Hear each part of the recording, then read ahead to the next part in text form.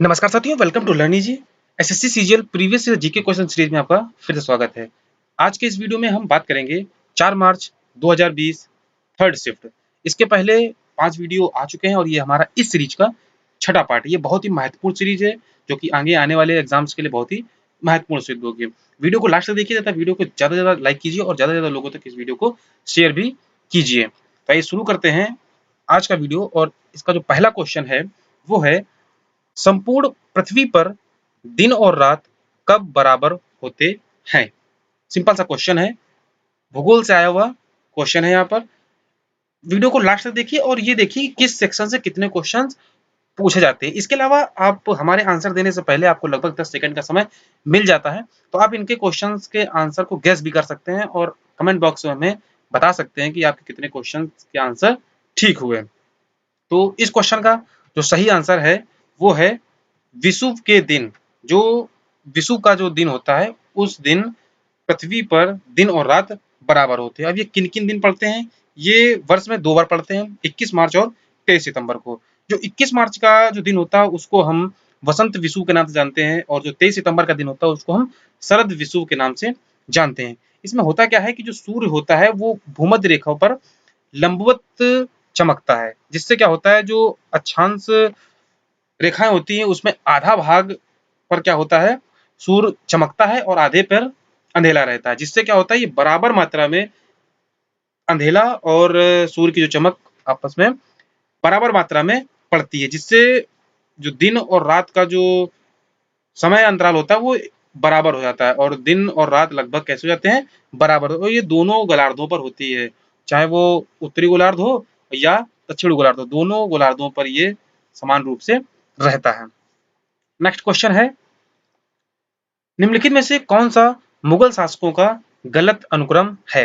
ये भी क्वेश्चन यहाँ पर जो हिस्ट्री से पूछा गया है, सिंपल सा क्वेश्चन है। अगर आपको मुगल का जो जितने भी राजा हुए उनका अगर आपको क्रम पता है तो इस क्वेश्चन का आंसर आप आसानी से दे सकते हैं। जैसे यहाँ पर जितने भी ऑप्शंस दिए हैं इसमें जो गलत ऑप्शन है वो है अकबर, शाहजहां और जहांगीर। जैसा कि हम जानते हैं कि अकबर के तुरंत बाद शाहजहां नहीं आए, तो यहाँ से ये ऑप्शन जो है गलत हो जाता है और यही हमारा क्वेश्चन भी था कि कौन सा गलत अनुक्रम है। अगर हम बात करें सही अनुक्रम की तो सबसे पहली जो स्टार्टिंग हुई थी वो बाबर से हुई थी और इसके जो सबसे महत्वपूर्ण शासक रहे हैं वो औरंगजेब तक रहे हैं। और जो उत्तरवर्ती जो मुगल काल था उसमें जो शासक थे बहुत ही कमजोर थे और लगभग सभी शासक जो है वो अंग्रेजों के संरक्षण में उन्होंने काम किया। तो बाबर, उनके बाद हुमायूं, फिर अकबर, जहांगीर, शाहजहां और औरंगजेब। तो इस क्रम के अनुसार ये ऑप्शन जो है ये गलत होता है, बाकी सारे ऑप्शन जो हैं वो सही हैं। नेक्स्ट क्वेश्चन है, जनवरी 2020 तक अंतरराष्ट्रीय मुद्रा कोष में कितने सदस्य थे? अंतरराष्ट्रीय मुद्रा कोष का एक क्वेश्चन पिछले सेट में पूछा गया था, जो 4 मार्च का सेकंड शिफ्ट का जो पेपर था उसमें भी आईएमएफ से क्वेश्चन आया था और नेक्स्ट शिफ्ट में भी आईएमएफ से क्वेश्चन पूछा गया। उसमें वहां पर आईएमएफ के एमडी को पूछा गया था। यहाँ पर कितने सदस्य पूछे गए हैं, तो इसमें जो अभी प्रेजेंट में सक्रिय सदस्य हैं वो 189 हैं, 189 सदस्य जो हैं वो हैं। नेक्स्ट क्वेश्चन है, केरल के वर्तमान राज्यपाल, चूंकि ये सेट मार्च का है तो मार्च के पहले का पूछा गया है, जनवरी तक का पूछा गया है यहाँ पर, तो इसका जो सही आंसर है इन ऑप्शंस में से वो है आरिफ मोहम्मद खान। जनवरी 2020 में जो केरल के राज्यपाल थे वो आरिफ मोहम्मद खान थे। चूंकि ये करंट का क्वेश्चन है तो आगे आने वाले एग्जाम्स में इन क्वेश्चन की उतनी उपयोगिता नहीं रहेगी, तो हम फोकस करेंगे जो क्वेश्चन रिपीट होने की संभावना ज्यादा रहती है। लेकिन आप यहाँ पर पूरे सेट को एनालाइज जरूर कीजिए, किस सेक्शन से कितने क्वेश्चन आए हैं और किस तरीके से क्वेश्चन पूछे जाते हैं। करंट सही एक क्वेश्चन और आया है कि हाल ही में जो अनुच्छेद 370 जो कि जम्मू कश्मीर से संबंधित है वो यहाँ पर पूछ ही दिया गया है कि किस राज्य से संबंधित है, तो इसका जो सिंपल सा आंसर है वो है कश्मीर। अब अगर बात करेंगे कि जो जम्मू कश्मीर में अनुच्छेद 370 लाया गया, ये कब लाया गया, तो ये 5 अगस्त 2019 को राज्यसभा में एक अधिनियम पारित करा करके, उस अधिनियम का नाम था जम्मू कश्मीर पुनर्गठन अधिनियम। इस अधिनियम के द्वारा अनुच्छेद 370 को हटाया गया। नेक्स्ट क्वेश्चन है, निम्नलिखित में से कौन सा ऊर्जा रूपांतरण है जो प्रकाश संश्लेषण नामक प्रक्रिया में होता है? सिंपल सा क्वेश्चन पूछा गया है, जो प्रकाश संश्लेषण प्रक्रिया होती है उसमें कौन सी ऊर्जा का रूपांतरण होता है?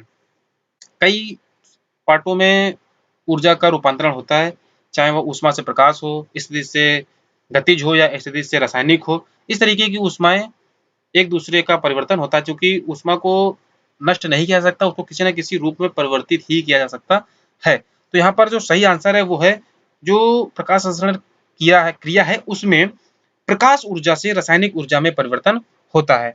जो हरे पेड़ पौधे हैं वो सूर्य की उपस्थिति में या यूं कहें प्रकाश की उपस्थिति में वायु से कार्बन डाइऑक्साइड गैस को अवशोषित करती हैं, और जो भूमि है वहां से जल को ले करके एक कार्बनिक खाद्य पदार्थ का निर्माण करती है, जिसको कार्बोहाइड्रेट के नाम से जानते हैं। और इसी प्रक्रिया में जो O2 है, ऑक्सीजन है, वो बाहर निकलती है। तो इस पूरी जो प्रक्रिया होती इसमें जो प्रकाश ऊर्जा थी वो किसमें बदल गई? रासायनिक ऊर्जा में, चूंकि ये प्रकाश की उपस्थिति में प्रक्रिया हुई थी। नेक्स्ट क्वेश्चन है, विजयवाड़ा शहर किस नदी के किनारे स्थित है? ऑप्शन यहाँ पर दिए हुए हैं। ये स्टैटिक से आया हुआ क्वेश्चन है, जो हमारा स्टैटिक जीके होता है वहां से क्वेश्चन ये उठाया गया है। तो स्टैटिक कितना पूछा जाता है ये भी आप जरूर ध्यान दीजिए। तो इसका जो सही आंसर है वो है कृष्णा। जो विजयवाड़ा है वो कृष्णा नदी के किनारे स्थित है। अगर आपको वीडियो पसंद आता है तो वीडियो को ज्यादा से ज्यादा लाइक कीजिए और ज्यादा से ज्यादा लोगों तक इस वीडियो को शेयर भी कीजिए, जिससे ये मोस्ट इंपॉर्टेंट जो वीडियोस हैं वो सभी लोगों तक पहुंचे। नेक्स्ट क्वेश्चन है, सती प्रथा से क्वेश्चन पूछा गया। सती प्रथा को जब अवैध और दंडनीय घोषित किया गया उस समय जो ब्रिटिश भारत था तत्कालीन गवर्नर जनरल कौन थे? तो इसका जो सही आंसर है वो है Lord William Bentinck. Lord William Bentinck sati प्रथा को इन्होंने अवैध घोषित कराया और उसको दंडनीय भी किया कि यदि कोई सती प्रथा या उसको आगे बढ़ाने का कार्य करता है तो उसको दंड भी दिया जाएगा, और ये कार्य हुआ 1829 में। हालांकि सती प्रथा को अवैध करने में और इसमें राजा राम मोहन राय का भी बहुत ही विशेष योगदान रहा है। तो चूंकि सरकारी मिशनरी में लॉर्ड विलियम बेंटिक थे तो उनके द्वारा ही इसको अवैध घोषित किया गया था। इन्होंने कई कुरीतियों को भारत से खत्म किया, जिसमें कन्यावध भी शामिल है। जो कन्यावध की जो कुप्रथा थी उसको भी लॉर्ड विलियम बेंटिक के द्वारा ही समाप्त किया गया था। नेक्स्ट क्वेश्चन है, बुक से पूछा गया है, a corner of a foreign field, the Indian history of a British support. ये एक भारतीय क्रिकेट के इतिहास पर संबंधित पुस्तक है। यहाँ पर इसके लेखक को पूछा गया है। इस पुस्तक के जो लेखक हैं वो कौन है? यहाँ पर ऑप्शंस दिए हुए हैं। इसका जो सही आंसर है वो है रामचंद्र गुहा। रामचंद्र गुहा इस पुस्तक के लेखक हैं। नेक्स्ट क्वेश्चन है, अमेरिकी वैज्ञानिक एडविन हब्बल का नाम किस सिद्धांत से जुड़ा हुआ है? तो एडविन हब्बल का जो सिद्धांत है, या यूं कहें कि जिस सिद्धांत से उनका जुड़ाव है, तो वो है big bang theory. Big bang theory में एडविन हब्बल का नाम आता है। बिग बैंग थ्योरी क्या है? इसके अनुसार जो वैज्ञानिक हैं वो ये मानते हैं कि जो हमारा ब्रह्मांड है वो 14 अरब वर्ष पूर्व जो है एक परमाणु इकाई के रूप में था, और इसमें एक महाविस्फोट हुआ। इस विस्फोट के बाद ही जो प्रेजेंट का जो ब्रह्मांड है वो उत्पन्न हुआ, और इसी को बिग बैंग थ्योरी के नाम से जाना जाता है। नेक्स्ट क्वेश्चन है, 2019 पद्म विभूषण विजेता तीजन बाई किस राज्य से संबंधित हैं? 2019 में तीजन बाई को पद्म विभूषण पुरस्कार से सम्मानित किया गया। ये किस राज्य से संबंधित हैं? तो इसका जो सही आंसर है वो है छत्तीसगढ़। तीजन बाई जो है वो एक पंडवानी नामक नाट्य कला का प्रदर्शन करती हैं। इसमें क्या होता है कि जो पंडवानी नाम है वो पांडवों की वाणी नाम से इसको संधि विच्छेद किया गया है, जिसका अर्थ है कि महाभारत की कथाएं। तो महाभारत की कथाओं को एक नाट्य के रूप में प्रदर्शित किया जाता है, और जो छत्तीसगढ़ की प्रधान और देवार जातियां हैं ये इसका गायन करती हैं। उसी में से तीजन बाई भी हैं, जिनको इस नाट्य कला का जो बढ़ाने के लिए और उसको सहयोग देने के लिए उनको पद्म विभूषण से सम्मानित किया गया है। नेक्स्ट क्वेश्चन है, ईरानी मेजर जनरल कासिम सुलेमानी की 2020 में अमेरिकी सेना द्वारा हत्या कर दी गई।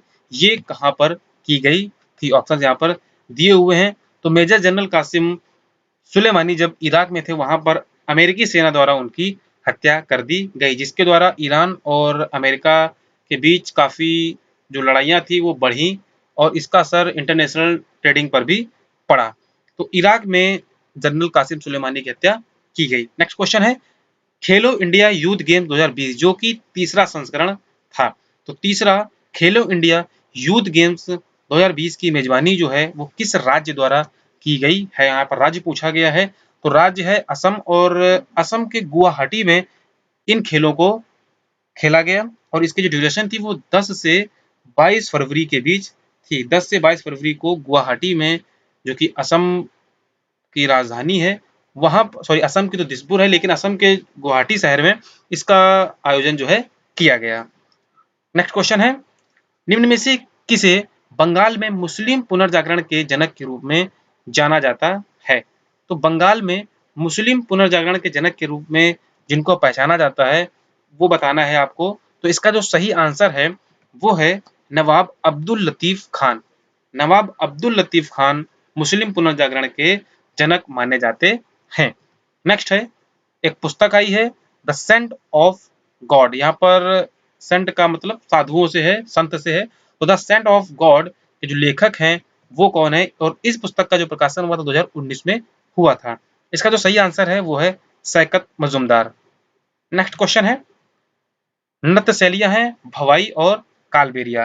तो भवाई और कालबेलिया जो नृत्य शैली है इनकी उत्पत्ति भारत के किस राज्य में हुई।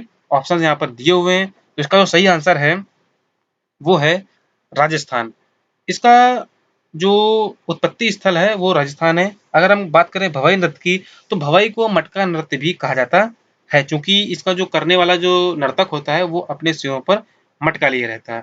इसके अलावा अगर हम बात करें कालबेलिया की तो कालबेलिया जो नृत्य है वो यूनेस्को की विश्व धरोहर सूची में शामिल नृत्य है और इसको 2010 में शामिल किया गया था।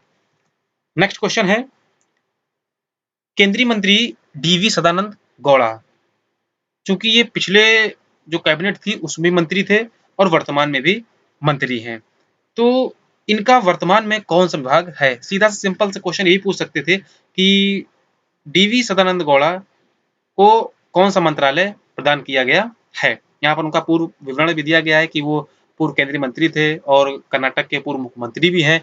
तो वर्तमान में उनको कौन सा विभाग दिया गया है, तो वर्तमान में इनका जो विभाग है फरवरी 2020 के अनुसार वो है रसायन और उर्वरक। नेक्स्ट क्वेश्चन है वीरेंद्र सहवाग के अलावा केवल एक भारतीय बल्लेबाज ने टेस्ट क्रिकेट में 13 शतक बनाया है। अब इस बल्लेबाज का नाम बताना। यहाँ पर ऑप्शन से दिए हुए हैं।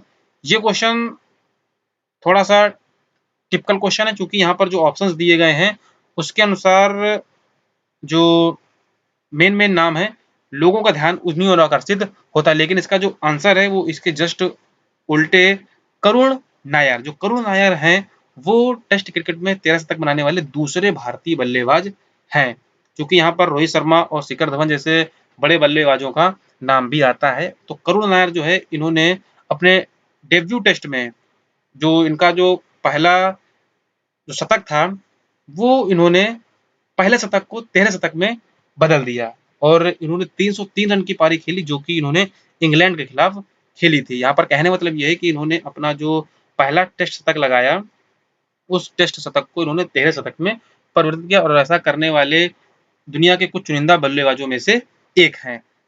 नेक्स्ट क्वेश्चन है रसायन विज्ञान में 2 बार नोबेल पुरस्कार प्राप्त करने वाले विश्व के एकमात्र वैज्ञानिक कौन है। तो 2 बार नोबेल पुरस्कार प्राप्त करने वाले जो एकमात्र वैज्ञानिक हैं रसायन विज्ञान में वो हैं फ्रेडरिक सेंगर। इनको 2 बार दिया गया 1958 में और 1980 में। 1958 में इनको इंसुलिन मॉलिक्यूल की जो संरचना थी उसकी खोज करने के लिए इनको 1958 में रसायन विज्ञान का नोबेल पुरस्कार दिया गया। इसके अलावा 1980 में इन्होंने न्यूक्लियर एसिड का जो अध्ययन किया उसका जो डीएनए था उसमें इन्होंने कुछ काम किया, उसके कारण इनको जो है 1980 में भी नोबेल पुरस्कार दिया गया। नेक्स्ट क्वेश्चन है 66वें राष्ट्रीय फिल्म पुरस्कार समारोह में संयुक्त रूप से सर्वश्रेष्ठ अभिनेता का राष्ट्रीय पुरस्कार किसे प्रदान किया गया। तो ये 2 लोगों को दिया गया और इन 2 लोगों में जो नाम है वो है आयुष्मान खुराना और विक्की कौशल का। बात करते हैं कि आयुष्मान खुराना और विक्की कौशल को किन फिल्मों के लिए दिया गया। तो आयुष्मान खुराना को बधाई हो मूवी के लिए यह अवार्ड दिया गया और विक्की कौशल को उरी द सर्जिकल स्ट्राइक के लिए यह पुरस्कार प्रदान किया गया। नेक्स्ट क्वेश्चन है, निम्नलिखित में से कौन सा अंटार्कटिक क्षेत्र में स्थित एक भारतीय अनुसंधान केंद्र है? ये भी स्टैटिक से आया हुआ क्वेश्चन है कि अंटार्कटिक क्षेत्र में जो भारत का जो अनुसंधान केंद्र स्थित उसका नाम क्या है? तो उसका नाम है मैत्री। तो आज की वीडियो में हमने 4 मार्च थर्ड शिफ्ट का एनालाइज किया। आपने अगर वीडियो को लास्ट तक देखा है तो बहुत ही आपको यहाँ पर हेल्पफुल साबित होगा और जितने भी क्वेश्चंस आए हुए हैं वो आगे भी रिपीट होने की संभावनाएं होती हैं। तो प्रत्येक क्वेश्चन को डीपली से पढ़िए और उसको देखिए कि आपको ये क्वेश्चन आते थे या आपने नए तरीके से सीखा। तो वीडियो को लास्ट तक देखने के लिए आपको बहुत बहुत धन्यवाद। वीडियो को ज़्यादा लाइक और शेयर कीजिए और चैनल को सब्सक्राइब जरूर कीजिए जिससे नेक्स्ट वीडियो की अपडेट आपको इजीली अवेलेबल हो सके। वीडियो को लास्ट तक देखने के लिए आपको बहुत बहुत धन्यवाद।